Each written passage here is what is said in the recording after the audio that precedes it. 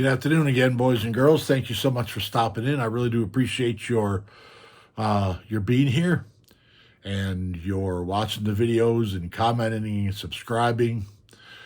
Some of the people in the comments have suggested that I start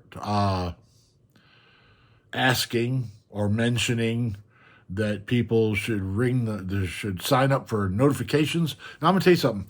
I've I subscribe to a bunch of YouTube channels.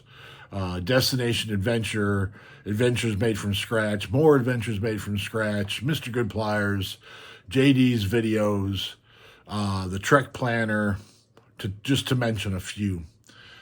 But I've never hit the notification bell on any of them, so I'm not 100% sure what it does. But hey, if it helps the channel, it helps the channel, so I'll say it. If you would please hit the notification button. Either way, what I have for you today, I think I've got a great tale story for you today. A story that begins in my childhood and runs through till right now. So let's go. When I was a kid, my dad, who ended up working for Mobil Chemical, that's an interesting story about his employment that I'll have to figure one day too. But anyway, he worked for Mobil Chemical as a packaging engineer, which means that he wore a suit to work. And my dad was very frugal, mostly because the money tree in the backyard had long died. In fact, it never even came up from nothing. We weren't wealthy.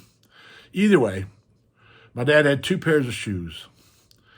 And every Friday night, in an effort to make his shoes last as long as they could, he would polish his shoes. 2 or 3 pairs. He would polish his shoes. And part of my job as a kid on a Friday night was to help Dad polish his shoes. Now, you saw that? I assure you that polishing the shoes was nothing that I had interest in. I did not want to polish, especially on a Friday night, you know. The kitchen in my mom's house, the house, she still lives in that house. The kitchen in my mom's house, and there's a patio right behind it. There's a kitchen window. And all my buddies would be out there on the patio pointing in the window and laughing at me while I'm in the house polishing shoes, right? Not much fun. My dad used to tell me, oh, you got to polish them. I would say to him, oh, am I done yet? Am I done yet? Oh, no, you got to polish them till your eyebrows sweat. So when he wasn't looking, I'd do this. Try to make it. I was a kid. I was trying to make it look like my eyebrows were sweating. Anyhow, so that's what I had to do up until, I don't remember how old I was when I stopped doing it. But anyway, I had to, Friday night, got to polish the shoes, right? Now, to polish the shoes, of course, it takes stuff to do it. So my dad had this old metal box, a beige metal box. It said sandwich box, actually embossed in the steel. Stamped into the steel, said sandwich box. It's beige in color. When you flip the box open, there was an old T-shirt in there for taking off the excess polish. There was 2 brushes. One brush said put on. One brush said take off. And of course there was shoe polish and things like that in the box to polish shoes with. And then there was a piece of sheepskin. And I remember this piece of sheepskin very, very well because, first of all, it was completely worn out. It only had fuzz left kind of around the outside of it. And it was a weird shape. And if you flipped it over and looked at the back, you could see that there was some very, very fine stitching. And this odd shape that this thing was in, it was intentionally, excuse me, it was intentionally sewn to be that shape.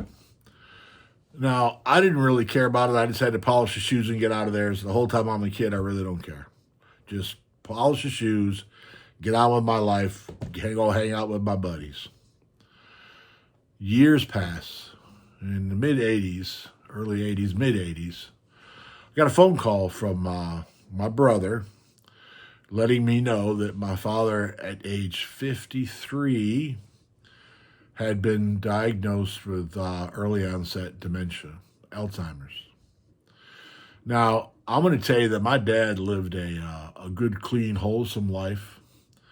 To give you a visual, kind of imagine Johnny Carson with glasses.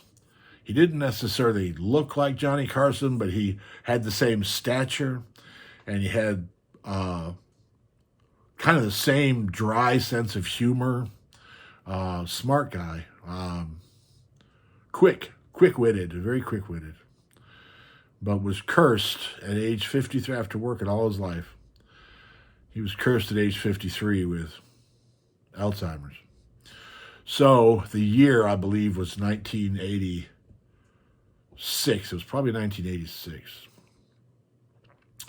And I decided that I was going to move, me and the wife and kids were going to move from Baton Rouge, where we were living, back up to Canandaigua, New York, because I wanted to spend some time with my dad while I had a chance to. As a punk kid, I was a punk kid. I didn't have the quality time with him.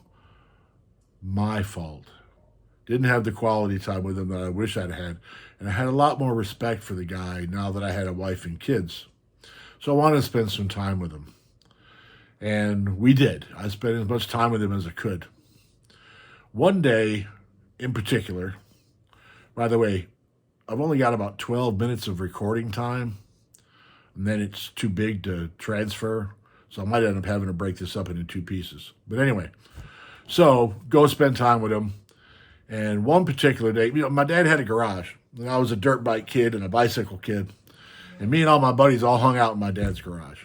I had my HO race car track set up out there, which I still have, by the way. Still have my HO race car track. Anyway,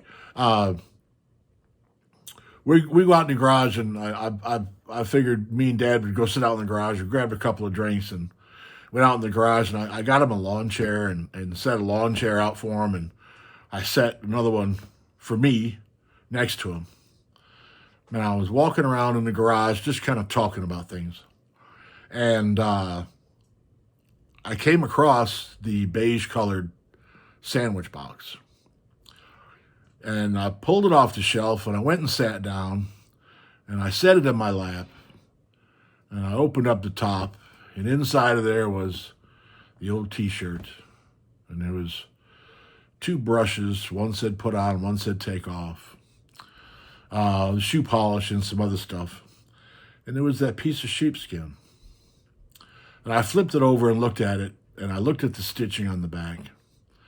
And I said to my dad, I said, Dad, I hated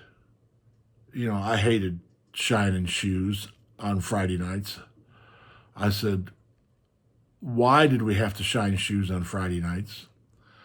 And he said, well, was there another night you'd rather do it? I said, no, I didn't want to do it at all.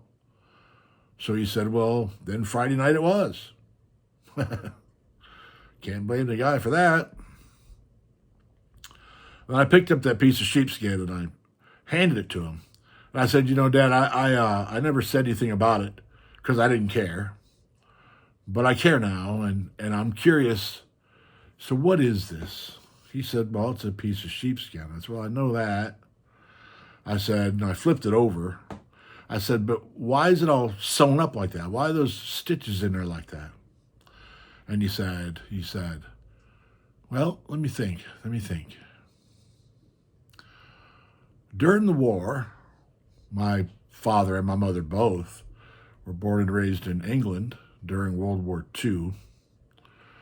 He said, during the war, the locals would loot any downed aircraft and then turn it in to the war effort. And he said, my sister Joyce got that, and she saved it and gave it to me.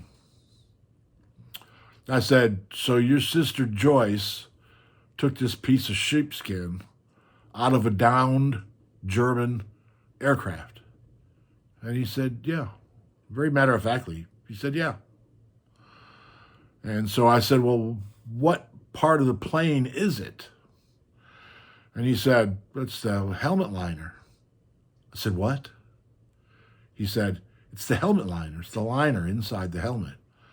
I said, so you mean to tell me that your sister Joyce pulled the helmet off of a dead German pilot, pulled the liner out of the helmet, gave it to you, and that's what I've been shining shoes with all these years. This is the end of part 1. Please hang around for part 2.